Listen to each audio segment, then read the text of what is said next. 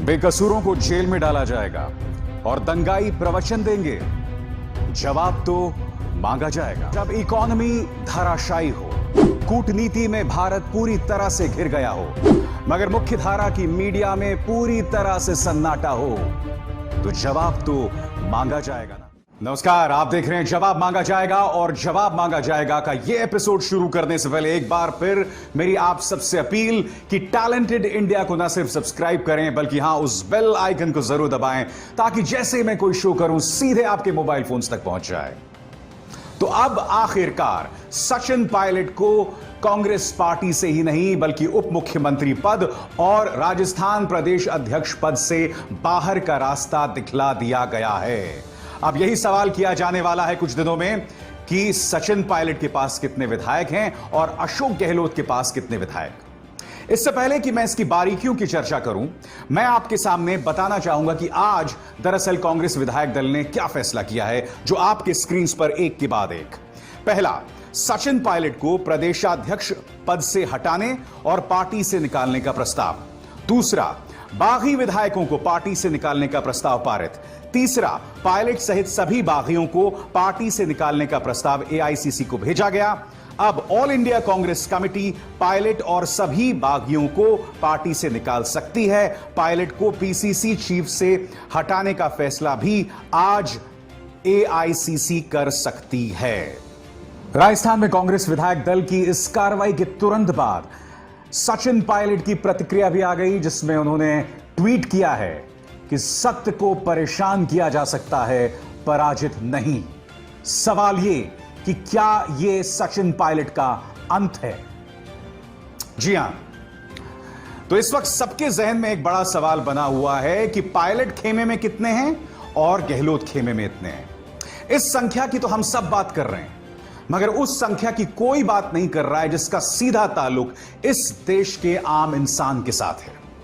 अब मैं आपके स्क्रीन पर दोस्तों यह चिंताजनक डेटा दिखाने वाला हूं, जिसकी तरफ अब सरकार का ध्यान नहीं जा रहा है और किसी का ध्यान नहीं जा रहा है। आप ये ग्राफिक देखिए दोस्तों, ये ग्राफिक बता रहा है कि किस तरह से 27 मार्च से लेकर कोरोना संकट का जो ग्राफिक है वो लगातार बढ़ रहा है। इसमें कोई कमी नहीं आई है। सरकार चाहे जितने भी दावे कर ले, मगर यह आंकड़ा लगातार बढ़ रहा है। मगर क्या आप जानते हैं कि जिस आंकड़े की मैं बात कर रहा था वो आंकड़ा क्या है? वो आंकड़ा यह है कि पहली बार भारत के अंदर कोरोना के केसेस ने 9 लाख का आंकड़ा पार कर दिया है, जो इस वक्त आपके स्क्रीन पर है। आंकड़ा क्या कहता है? इस वक्त भारत के अंदर अपुष्ट 9 लाख कोरोना के केसेस हैं, जिनमें से 23,727 मौतें हुई हैं। और आप जानते हैं सबसे दुख की बात क्या है? सबके दुख की बात यह है कि गृह मंत्री ने अभी 2 दिन पहले यह बयान दिया था, जो आपके स्क्रीन पर है। Home minister Amit Shah says India has fought one of the most successful battles against covid, world is witnessing it. गृह मंत्री अमित शाह कहते हैं कि भारत ने कोरोना के खिलाफ सबसे सफल जंग लड़ी है और पूरी दुनिया देख रही है। जी हां अमित जी, पूरी दुनिया देख रही है। जब सरकार इस कदर उदासीन हो जाए तो जाहिर सी बात है पूरी दुनिया देखेगी। और अब आपके सामने हमारे हेल्थ मिनिस्टर हर्षवर्धन जो ये कह रहे हैं कि अभी भी कम्युनिटी ट्रांसमिशन नहीं हो रहा है, जिसका अर्थ यह है कि अभी भी समुदायों के बीच में कोरोना नहीं फैल रहा है। मगर हमें यूनियन हेल्थ मिनिस्टर यह बताने में पूरी तरह से नाकाम हैं कि आखिर जो ये दावा पेश कर रहे हैं वो किस आधार पर है, और अगर समुदायों के बीच यानी कि अगर लोगों के बीच कोरोना नहीं फैल रहा है तो ये आंकड़ा कम क्यों नहीं हो रहा? इस ग्राफ को फिर से देखिए, आप देखिए इस ग्राफ में कोई कमी नहीं आई है। ये ग्राफ लगातार बढ़ रहा है, और जैसे कि मैंने कहा कि पहली बार यह आंकड़ा 9 लाख को पार कर गया है। मगर हमारी चिंताएं वहां खत्म नहीं होती। आपके स्क्रीन पर यह खबर वो ये बता रही है कि फरवरी 2020 से, जी हां, फरवरी 2020 में प्रतिदिन भारत में 2,87,000 कोरोना के केसेस होंगे। 2,87,000 के मायने समझते हैं आप?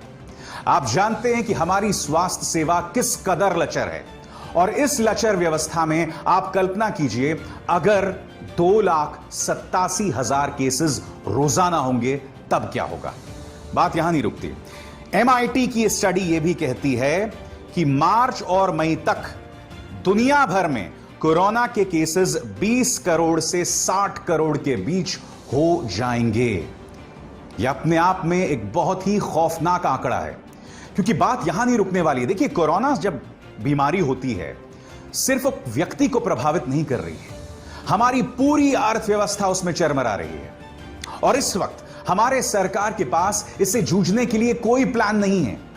एक के बाद एक नई चुनौती आ रही है और उस चुनौती से हम कैसे जूझेंगे उसको लेकर कोई जवाब नहीं है उनके पास। क्योंकि अब जो मैं आपको खबर बताने वाला हूं वो अपने आप में बहुत चिंतित करने वाली है। आपके स्क्रीन पर क्या आप जानते हैं कि वैज्ञानिकों ने विश्व स्वास्थ्य संगठन से अपील की है कि कोरोना वायरस एयरबॉर्न हो सकता है, यानी कि हवा में फैल सकता है। और उन्होंने विश्व स्वास्थ्य संगठन से अपील की है कि कोरोना संकट को लेकर जो आपने पूरा पैमाना बनाया है अब उस पर फिर से विचार करें, क्योंकि कोरोना वायरस जो है वो हवा के जरिए भी फैल सकता है। यानी कि अब तक बात क्या की जा रही थी कि किसी के खांसने से, या अगर आपके हाथ में कोरोना वायरस आ गया और आपने गलती से अपने मुंह को छू दिया तो उससे फैल सकता है, मगर अब इस खबर के मुताबिक हवा के जरिए भी फैल सकता है। आज मैं अपनी देश की जनता से यह सवाल पूछ रहा हूं, अपनी सरकार से यह सवाल पूछ रहा हूं कि ठीक है, संकट चल रहा है राजस्थान में, ठीक है, भारतीय जनता पार्टी का पूरा ध्यान उन तमाम राज्यों में है जहां वो सत्ता में नहीं है, चाहे महाराष्ट्र हो, चाहे राजस्थान हो, मध्य प्रदेश तो खैर निकल ही गया। मगर आज इस मौके पर मैं अपनी सरकार से जानना चाहता हूं कि क्या आपके पास कोई ब्लूप्रिंट है, क्योंकि यह जो तस्वीर है वो अपने आप में निहायत ही चिंताजनक है। इस बीच देश के सामने जो एक बहुत बड़ा राजनीतिक संकट दिखाई दे रहा है, कम से कम राज्य स्तरीय राजनीतिक संकट, वो ये कि राजस्थान के अंदर कांग्रेस की सरकार जो है वो अस्थिर हो गई है। क्योंकि पायलट को तो कांग्रेस विधायक दल ने बाहर का रास्ता दिखला दिया है, प्रदेश अध्यक्ष पद से हटा दिया है, उप मुख्यमंत्री पद से हटा दिया है, मगर वहां पर राजनीतिक अस्थिरता पैदा हो गई है। आज मैं कुछ सवाल पूछने जा रहा हूं कांग्रेस आलाकमान से, मुख्यमंत्री अशोक गहलोत से और सचिन पायलट से।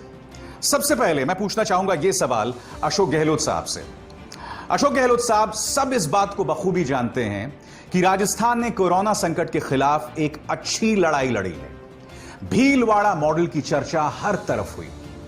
ऐसे में जब कोरोना संकट लगातार बढ़ रहा है, जो मैंने कार्यक्रम की शुरुआत में आपको बतलाया, क्या यह नहीं हो सकता था कि इस राजनीतिक संकट को कुछ दिनों के लिए आप मुलतवी कर देते? और मैं आपको बताता हूं आप कैसे मुलतवी कर देते। आपने मुलतवी नहीं किया, आपने आ बैल मुझे मार किया। कैसे? क्योंकि आपने सचिन पायलट के खिलाफ एक पुलिस नोटिस भेज दिया, क्योंकि गृह मंत्रालय तो आप ही के अंतर्गत आता है ना, और उसमें देशद्रोह की धाराएं थी। क्योंकि मुद्दा था कांग्रेसी विधायकों की खरीद फरोख्त को लेकर, तो आपने अपने ही मुख्यमंत्री उप मुख्यमंत्री के खिलाफ जो है एक पुलिस का नोटिस भेज दिया। क्या किसी राज्य में होता है जहां पर मुख्यमंत्री अपने ही राज्य के मंत्रियों के खिलाफ या उप मुख्यमंत्री के खिलाफ इस तरह का नोटिस भेजता है? मैं जानता हूं कि आप क्या तर्क देंगे। आप यह तर्क देंगे कि यह नोटिस मैंने अपने आप को भी दिया है, मगर आप जानते हैं कि इस वक्त सचिन पायलट की नाराजगी की एकमात्र वजह वो पुलिस का नोटिस है जिसके चलते उन्होंने अपने विधायक जो हैं वो भी सरकार से खींच लिए हैं। अगर यह पुलिस का नोटिस ना भेजा जाता तो शायद यह समस्या इतनी बड़ी सामने उभर कर नहीं आती। अब कल्पना कीजिए अगर अगले 10 दिनों में यह सरकार गिर जाती है तो आम जनता के साथ कितनी बड़ी नाइंसाफी होती है, बताइए। अब एक सवाल सचिन पायलट से। सचिन पायलट, आप 42 साल के हैं। 42 साल की उम्र में आप प्रदेश अध्यक्ष थे, आप उप मुख्यमंत्री थे, आपके पास 2 मंत्रालय थे। जैसे ही आप कॉलेज से निकले, जैसे ही आप जो हैं अपने पैरों पर खड़े हो गए, आपकी पिता की राजनीतिक विरासत आपके गोदी में रख दी गई। आपको कोई मेहनत नहीं करनी पड़ी, उम्र आपके पास थी, आप थोड़ा संयम बरत सकते थे। मगर कोरोना संकट के बीचों बीच, मैं बार बार कोरोना संकट का नाम ले रहा हूं, क्यों ले रहा हूं? क्योंकि मेरी चिंता इस देश के आम इंसान से है, मेरी चिंता कोरोना संकट को लेकर है। तो जैसे कि मैंने कहा पायलट साहब कि कोरोना संकट के बीचों बीच आपने वहां पर बगावत बुलंद कर दी क्या आपको परवाह है राजस्थान की जनता की? मैं जानता हूं कि पूर्वी राजस्थान में आपकी जबरदस्त पकड़ है। करीब 49 सीटों में 42 सीटें जो हैं आपकी मेहनत से मिली हैं। मुद्दा वो नहीं है। अगर उस अहंकार के चलते, उस महत्वाकांक्षा के चलते आप राज्य की जनता को इस कदर दफन कर देंगे तो क्या यह जायज है? आप बताइए ना। ऐसे में आपकी छवि क्या उभर कर आ रही है कि मैं मुख्यमंत्री बनना चाहता हूं। अरे अगर आप मुख्यमंत्री बनना चाहते हैं तो कांग्रेस अध्यक्ष सोनिया गांधी को इस बात का प्रमाण दें कि आपके पास 50% से ज्यादा विधायकों का समर्थन हासिल है। और अब भी आप क्या कह रहे हैं कि मेरे पास 20 विधायक हैं। अब भी 20 से ज्यादा विधायक आपके पास नहीं होंगे। 20, 22, 25 सरकार गिरा देंगे या सरकार अस्थिर हो जाएगी, मगर आप खुद मुख्यमंत्री तो नहीं बन रहे ना उस संख्या से। यह मौका आपके पास 2018 को भी था, तब भी आपके साथ अधिकतर विधायक नहीं थे। और यह मौका अब भी आपके पास था, तब भी आपके पास, मगर अपनी महत्वाकांक्षा के लिए, अपने ईगो के लिए आपने एक पार्टी को, एक सरकार को अस्थिर कर दिया। यहां पर मैं दोष न सिर्फ आपका मानता हूं बल्कि मुख्यमंत्री अशोक गहलोत का मानता हूं। और पिस रही है राजस्थान की बेचारी जनता। अब बात करते हैं कांग्रेस आलाकमान की। मगर कांग्रेस आलाकमान की बात करने से पहले मैं यह चेहरा आपको दिखलाना चाहूंगा। इन महाशय का नाम है अविनाश पांडे। ये हैं पर्यवेक्षक, यानी कि जो पूरा घटनाक्रम इस वक्त चल रहा है राजस्थान में, इस घटनाक्रम पर इनकी निगाह थी। पिछले 20 दिनों से यह घटनाक्रम चल रहा है, मगर अविनाश पांडे ने कोई एक्शन नहीं लिया, कोई कार्रवाई नहीं की। इस तस्वीर में देखिए, ये विक्ट्री साइन दिखा रहे हैं। अब ये पता नहीं ये विक्ट्री साइन किस बात का दिखला रहे हैं। अरे आपकी पार्टी की सरकार गिरने की कगार पे है, किस बात की खुशी भाई, किस बात की खामोशी? और आपने किया क्या पिछले 20 दिनों में? और कांग्रेस आलाकमान से मेरा सीधा सवाल, और मेरा सीधा सवाल यहां पे कांग्रेस अध्यक्ष सोनिया गांधी और राहुल गांधी के साथ है। अगर आप अशोक गहलोत, राजेश पायलट को अपने सामने एक मेज पर बिठाकर बातचीत करते तो क्या इस मुद्दे का समाधान नहीं होता? बिल्कुल होता है इस मुद्दे का समाधान। मगर वही गलती जो आपने मध्य प्रदेश में की, वही आपने राजस्थान में दोहरा दी। मध्य प्रदेश में भी अगर आप चाहते तो ज्योतिरादित्य सिंधिया, दिग्विजय सिंह और कमलनाथ तीनों को सामने बिठाकर इस मुद्दे पर उनसे बातचीत करते। मगर मेरे एक जानकार बताते हैं कि जब वो राहुल गांधी से मिलने गए थे, जो राजनेता नहीं थे, एक पत्रकार थे, जिन्हें कमलनाथ सरकार ने एक जिम्मेदारी दी थी भोपाल में, तो जब आपसे मिलने गए थे वो, तब आपने कथित तौर पर उनसे यह कहा था कि इस वक्त मैं मध्य प्रदेश के किसी व्यक्ति से नहीं मिल रहा हूं। अंग्रेजी में एक शब्द है whims and fancies, यानी कि मैं अपने हिसाब से चीजें नहीं चला सकता हूं। आप एक राजनेता हैं और कांग्रेस के सबसे मजबूत नेता। आप ये नहीं कह सकते आज मेरा मन नहीं है। आप ये नहीं कह सकते कि चूंकि हम एक खास अंदाज में जो है चला रहे हैं कांग्रेस को, इसलिए वही अंदाज जो 2014 से पहले था, वही अंदाज अब भी जारी रहेगा। नतीजा आपके सामने है। मध्य प्रदेश आपके हाथ से निकल गया, राजस्थान में अस्थिरता है, छत्तीसगढ़ जहां आपके 60 से ज्यादा विधायक हैं, वहां पर भी ये दोनों शख्स आपस में लड़ रहे हैं। मुख्यमंत्री भूपेश बघेल और वहां के कैबिनेट मंत्री टीएस सिंहदेव, ये दोनों आपस में एक दूसरे से लड़ाई कर रहे हैं। और वहां पर भी जो पर्यवेक्षक हैं, ये शख्स पीएल पुनिया, वो तमाशा देख रहे हैं, उल्टा आग में घी डालने का काम कर रहे हैं। पंजाब में कैप्टन अमरिंदर सिंह ताकतवर थे, मगर वहां पर भी आपने देखा था कैप्टन अमरिंदर सिंह वर्सेस नवजोत सिंह सिद्धू। कांग्रेस के हर राज्य का यही हाल दिखाई दे रहा है। आज ये मुद्दे मैं आपके सामने क्यों उठा रहा हूं? कांग्रेस की सरकार चली जाए तो चली जाए, मुद्दा वो नहीं है। मुद्दा यह है कि अगर इस देश में एक कमजोर विपक्ष रहेगा तो वो सत्ता की मनमानियों को चुनौती नहीं दे सकता। इस देश की बहुत बड़ी त्रासदी यह है कि मीडिया ने घुटने टेक दिए हैं सत्ता के सामने। आज की तारीख में मीडिया सिर्फ सत्ता पक्ष से सवाल करता है और हमारा जो विपक्ष है उसके सामने कोई दिशा ही नहीं है। उसे भविष्य में क्या करना है उसे यही नहीं पता है। आज मैं एक बात यहां पर कहना चाहूंगा। दोस्तों, कांग्रेस में ऐसा क्यों हो रहा है इस पर आपको गौर करना पड़ेगा। साल 2014 से पहले, यानी कि 2004 से 2014 के बीच में कांग्रेस केंद्र में सत्ता में थी। उस वक्त सोनिया गांधी ताकतवर थी। सोनिया गांधी के सामने कोई चू तक नहीं करता था, उंगली तक नहीं उठा सकता था। लिहाजा सोनिया गांधी ने जो फैसला किया सो किया। अब 2014 की बात क्या हुआ, जैसे ही कांग्रेस सत्ता से गई तो सोनिया गांधी तो सियासत से पीछे हो गई क्योंकि उनका स्वास्थ्य भी ठीक नहीं था। राहुल गांधी भी एक मेहमान कलाकार की भूमिका निभा रहे थे। फिल्म में होता नहीं है गेस्ट अपीयरेंस, मेहमान कलाकार की भूमिका निभा रहे थे। जब मन किया पॉलिटिक्स में आ गए, नहीं तो वापस चले गए।